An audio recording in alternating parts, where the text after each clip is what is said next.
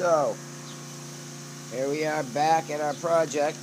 To do these corners, I just wanted to show you, rather than try to get it with my cutting tool, which is very difficult, I use something that has the right shape. Everybody probably has a drill, and this is just a router bit that I bought.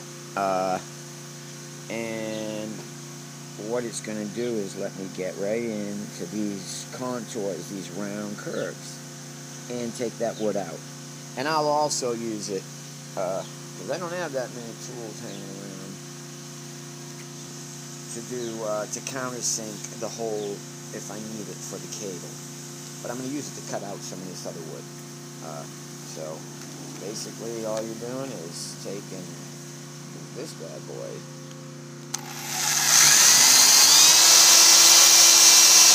cutting out a little bit of wood. Alright, so seeing a couple of minutes. You can always, if you get really desperate, use a drill bit and come at it sideways, which I'll probably do. Seen a couple. Alright, just to show you. Now I've just been using my my little countersink bit. I'm gonna knock some of this off. I want to show you. You see what's happening here? I'm just chomping away at it little by little. Sorry, it's out of focus. I'm getting a little deeper and a little deeper and a little deeper, and I do like to use this tool because it does let me kind of round out the corners. And I'm coming from the top, I'm coming from the sides. I'm just doing whatever I got to do to get this wood out and down to that level where I know my tray is going to have to be to hold that. I'm sure if you have like a jigsaw and a work table, it's probably easier to just clamp the thing on its side and come at it from the top. But I don't have that. So, see you in another minute or two of hacking. And once again, just an update. I'm just taking this thing and I'm doing this. Except I'm doing it with two hands. And, yeah, my woodworking skills suck. I'm not going to even pretend they don't. But that's okay because I'm not trying to sell a cabinet or a piece of furniture. And again, if you're a fellow who's into, or a gal who's into the collectible mindset, you probably shouldn't even be on this page because we do what we got to do to get the sounds, babe. Now, if we look here, I think we'll see that we've almost got enough scoop. I'm going to sand that a little bit out and smooth it. And then I'm going to go grab the Kaoss pad and have a first test fit. See how it's working. Again, I need to figure out a plate. I'll probably use a stud connector, kind you get it at Home Depot. It's just a flat piece of steel, probably 4 inches by 2. Something just to take a little bit of the weight off.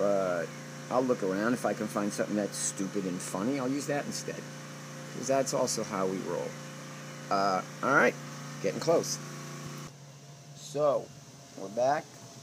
And as you can see, our hole is now looking pretty good to slide that Kaoss pad on in there. We got plenty of clearance. There's a Kaoss pad. And I've left myself room so that I can change my angle just a bit. And then I'll tighten it up with some double face tape. This is where it kind of gets fun. I have to determine if I need a little angle, or if I'd like a little angle, make it easier to see the display and stuff.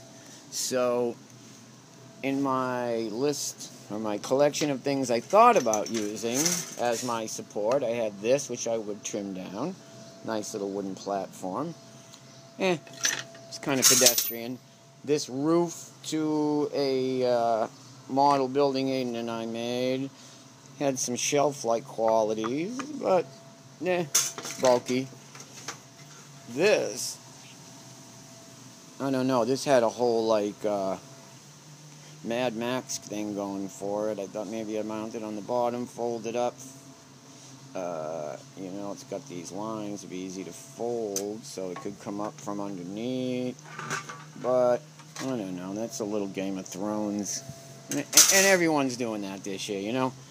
So what I think I'm using, and I've cut a little niche in here for it and drilled a few holes, is I'm going to use whatever the heck this thing is. Looks like it came off of a bicycle part. And what I like about it is, see, there's a screw. Yeah, it's rusty, big deal. But I can loosen it, and I can change the angle of this hudgemabudge. So I'm going to make this my base piece down here. I'm going to screw it on, and I think that'll give me enough, length for support. And then if I need to put a little something on there, a little flat thing, I will. Okie doke. So that's where we're at. I also now have to drill a hole. I have to open up the end here of our GK2A. This is going to have to be open because, well, it won't fit otherwise, is the short answer. So we'll see in a minute. We're getting pretty close. Alright, so I've taken my trusty pal, the drill, and I have drilled this out. See? So there's the hole that used to be there for the screw to pass through it, and then there's the other one, and now I'm going to go ahead and I'm going to sand that whole thing down. And hopefully this cable is then going to pass through that hole and I can still bolt this bad boy down. Let's find out in a moment. So, here's the tools that we used. We used a flat file. And we use a triangular file, which is a good thing to have. You can get them for nothing at yard sales. We used 2 different sizes of chisel. I did not use the hammer, really, in the end. I didn't want to mess up my, you bang that while you're running around. One of the more important pieces is this countersink bit, 5/8 inch, and what that allows me to do is just get in there and do corners and just eat stuff up. I kind of use it like a Dremel rotary tool, which is the other thing we used to start, but all my blades got burnt out, so it's possible we could have used the Dremel for most of it. You still need the files and the chisels, though. And I use this drill. And then you'll probably want to have some sort of incentive for work. Alright, and now what I've ended up with is this.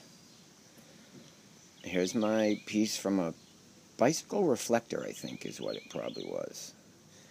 And now you'll see it screwed in here, nice and nice. I can get at the screw in the side to change the angle once I start fine-tuning. This is my new location. This isn't screwed down yet, it's just got a placeholder screw.